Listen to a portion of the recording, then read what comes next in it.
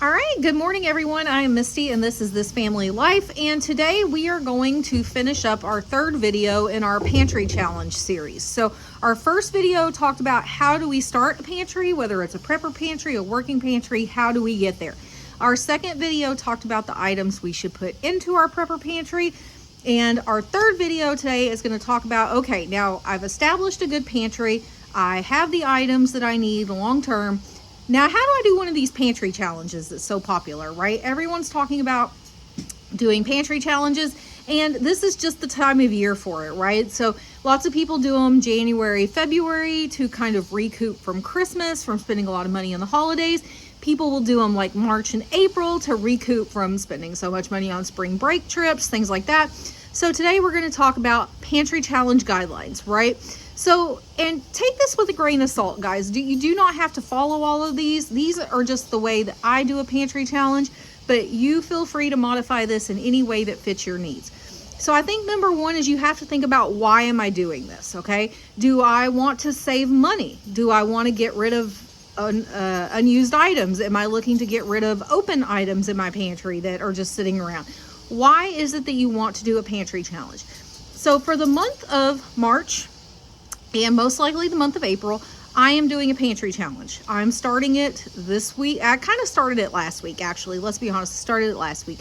So my husband and I went on vacation. That's one thing we're trying to kind of recoup from. The second thing is my freezers are packed. They are just completely full. I have no room to like buy any more good deals because I've picked up so much stuff and they are full. So my goal is to, number one, use unused items, things that I've picked up that are just laying around in the pantry. Number two, clear out the freezers. And number three, save some money. So those are my goals for the pantry challenge. But if you understand your why do I want to do this?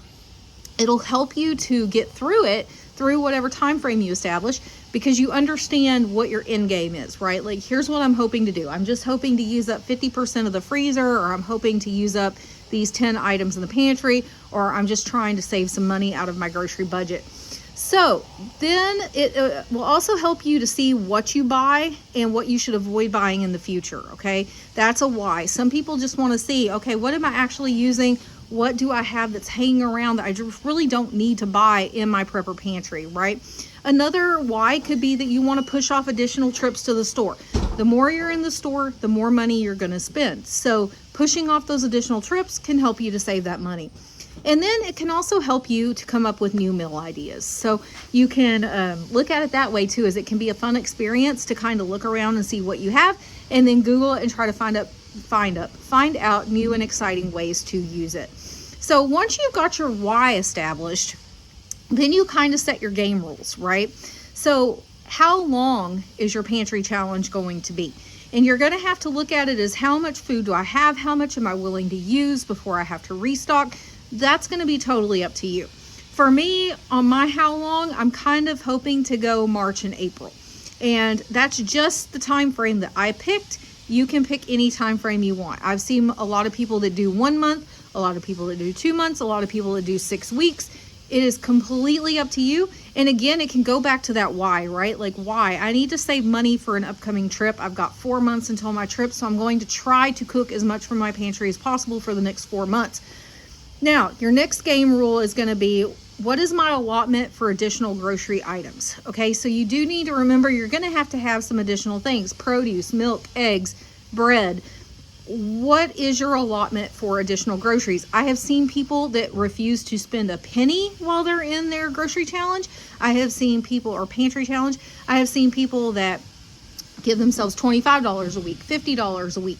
What is your allotment for grocery items? So I'm going to try, my March grocery budget is already only $100. So I'm just going to try to keep March and April to $100, no more than that on additional grocery items that are needed, because April would have normally been $700. So I'm trying to cut out that $600 right there.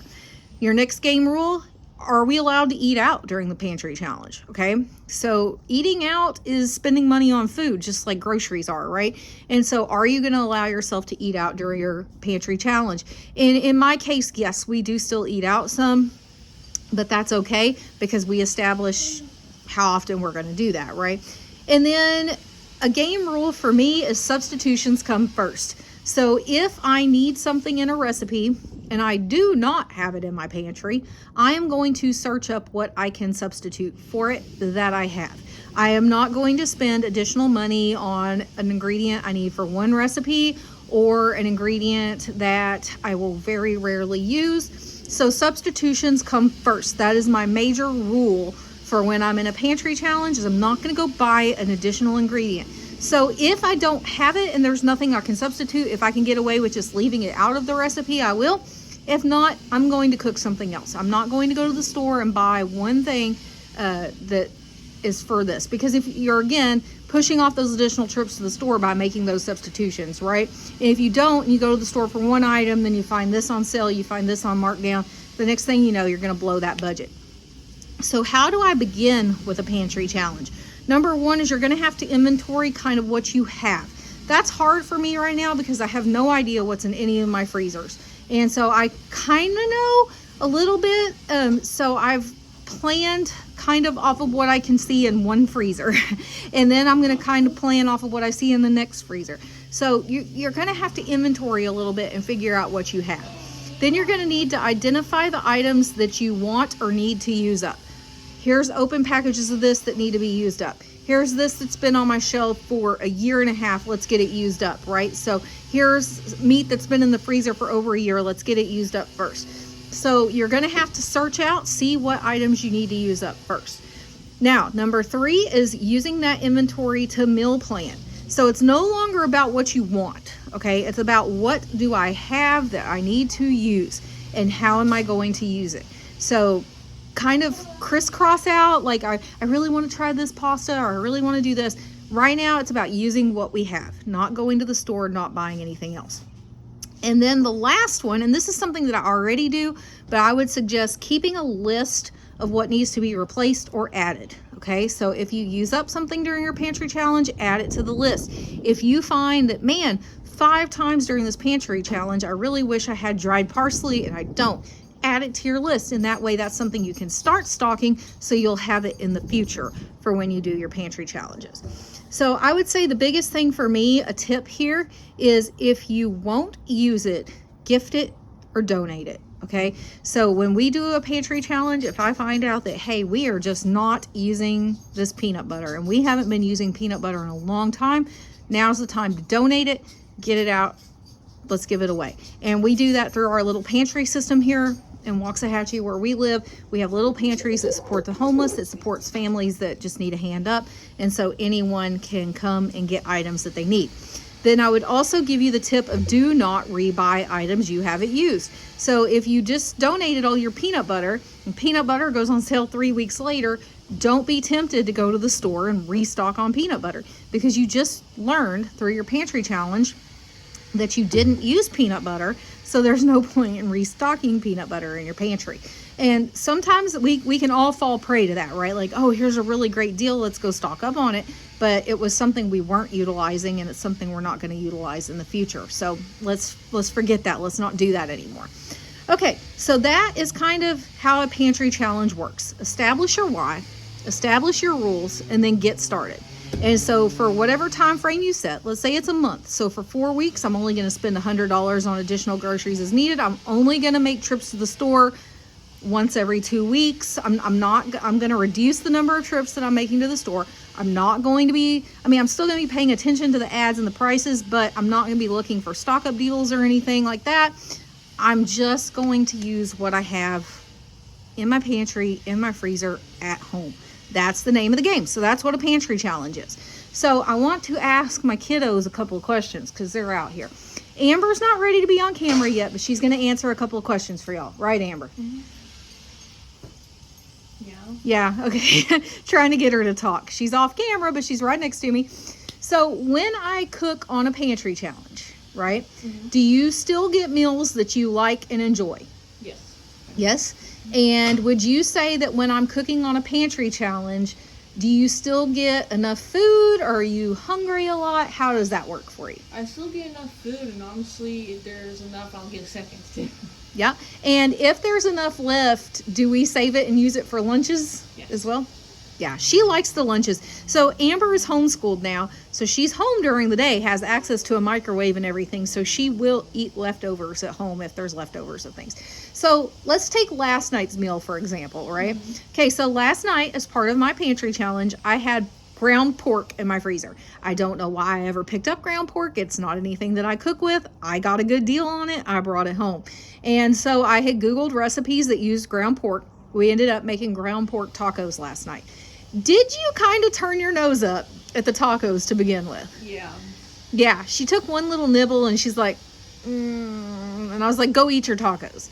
How many tacos did you end up eating? 4. 4. She had 2 crispy tacos and 2 big soft tacos. So moving forward, if I make pork tacos, how happy would you be? Pretty happy. Pretty happy. So see, that's a meal that we normally would not have had. We only had it because of the pantry challenge, and everybody ended up liking it. And what's funny is that we don't understand, my husband and I, where she gets this from, where she'll like take one look at something and turn her nose up at it. But my mom and dad were here for dinner, and my mom did the exact same thing. And I was like, I see where she gets it. She gets it from grandma, right? Okay, so Axton, do you want to come be on camera for a minute? Axton's going to come over. Axton will always come over and say hi on camera. Amber's working on building up to it, right, Amber? Yeah. So that'll be good. Hello, there's Axton. Come sit with me. We're going to ask you a couple of questions too. Okay, so Axton, show off your braces first of all. He's got yellow bands now. And what do you get in 4 weeks? My bottom braces. His bottom braces. So braces have been a little hard on you for eating, haven't they? Yeah. So last night we had tacos. You have to have soft tacos now. So how were the tacos? On a scale of 1 to 10, how were the tacos? 10. 10? They were good? So because I used stuff that we had at home and I didn't go to the store to buy anything, were they good tacos or were they bad tacos? Awesome. Awesome tacos. And did you get enough to eat or were you still hungry? I got enough. You got enough to eat it? Yeah. Yeah. Okay. Cool. So do you like it when Mommy cooks dinner? Yes. Yes. What's your favorite dinner that I cook? What do you think? Hamburgers. Hamburgers. I think Daddy cooks the hamburgers. You cook them sometimes. Sometimes. Okay, Amber, what's your favorite meal that I cook? I think my second favorite is definitely tacos. Chicken and rice that you make? Or pork and rice? Oh, Amber likes, I make these smothered pork chops. They're thick pork chops that I cook in the slow cooker all day and serve them over rice with the gravy from the pork chops. Yeah, she loves that. And she loves, I'm going to say this and we'll see if she agrees. She loves it when I make homemade beef stroganoff with hamburger meat in it in the Instapot. She's like, yeah. All right, what was your second favorite meal you said?